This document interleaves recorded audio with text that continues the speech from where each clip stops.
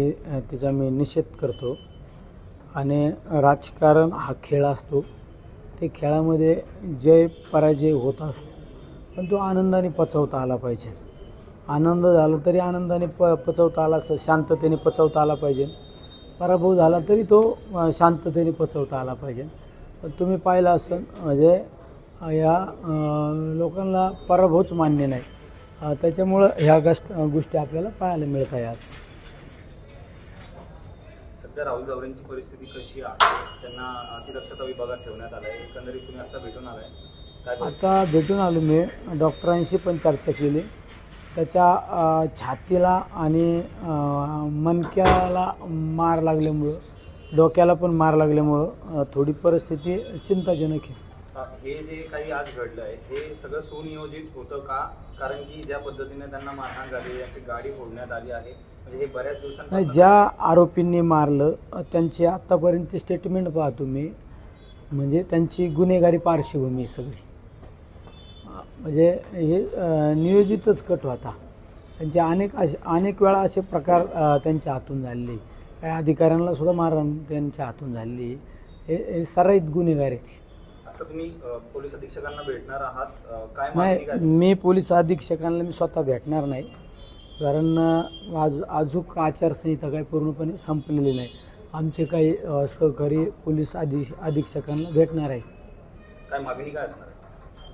जे आरोपी आहेत त्यांच्या कडक कारवाई झाली पाहिजे. हा जो आजचा प्रकार झाला ते स्थानिक संघर्ष आहे की त्याच्या पाठीमागं काही शक्ती आहे ज्यांच्या पाठबळामुळे? राजकीय पाठबळ आता काय म्हणता येणार नाही मला. राजकीय रंग पण द्यायचा नाही मला या गोष्टीला. माझी एक सवय, निवडणूक झाल्यानंतर तुम्ही माझं स्टेटमेंट पाहिलं असेल, निवडणुकीमध्ये स्टेटमेंट आणि निवडणुकीचा मी विजयी गुलाल घेतल्यानंतर मी कुठल्याच पक्षाबद्दल किंवा पक्षाच्या नेत्याबद्दल कधी बोललेलो नाही. मी त्या गोष्टी विसरणारा कार्यकर्ता आहे. पण माझं म्हणणं एकच आहे, मला कोणाबद्दल बोट पण दाखवायचं नाही, कोणाबद्दल मला बोलायचं पण नाही. पण फक्त माझं एकच म्हणणं आहे, असे गुन्हेगारी प्रवृत्तीचे लोक आहे, गुंड प्रवृत्तीचे लोक पारनेरमध्ये असो किंवा नगर जिल्ह्यामध्ये असो, त्यांचा त्या ठिकाणी बेमोड झाला पाहिजे. हे सगळ्यात माझी ही महत्त्वाची मागणी असणार आहे. आजची घटना घडली यामागे काही ठोस कारण आहे का? ठोस कारण तर काही दिसत नाही. यामागं तर मला असं वाटतं राजकीयच कारण असू शकतं. कारण मी श्रीगोंदा तालुक्याच्या दौऱ्यावर असल्यामुळं माझ्या प्रत्येक तालुक्यामध्ये नियोजित कार्यक्रम असल्यामुळं मला तर माहीत नाही. माझा मोबाईल पण बंद आहे. त्यामुळं मला नगरमध्ये राष्ट्रवादी भवनला आमची मिटिंग होती. त्या मिटिंगला येण्यासाठी आल्यानंतर मला त्या गोष्टी माहीत झाल्या. त्यामुळं मला त्यामागं काय कारण आहे काय नाही, पण मला जे माहिती आहे हे राजकीय असू शकतं. कारण हे समोरच्या लोकांचे आत्तापर्यंतचे स्टेटमेंट पहा.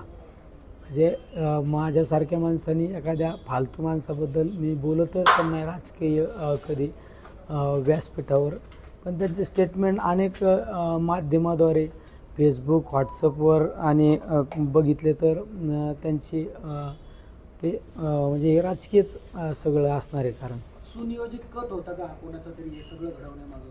नाही, आता मी काय सांगितलं तुम्हाला, राजकारण झालं, निवडणूक झाली, सगळं गंगेला मिळालं. मला कोणाबद्दलच काही बोलायचं नाही. पण ही जी घटना झाली, जे कोणी आरोपी, जे कोणी गुन्हेगार आहे त्यांच्यावर कडक कारवाई झाली पाहिजे. मला राजकीय यामध्ये कोणाला ओढायचं पण नाही, राजकारणावर मला बोलायचं पण नाही. पण मी ह्या विचाराचा कार्यकर्ता आहे. या माझ्या मतदारसंघामध्ये आज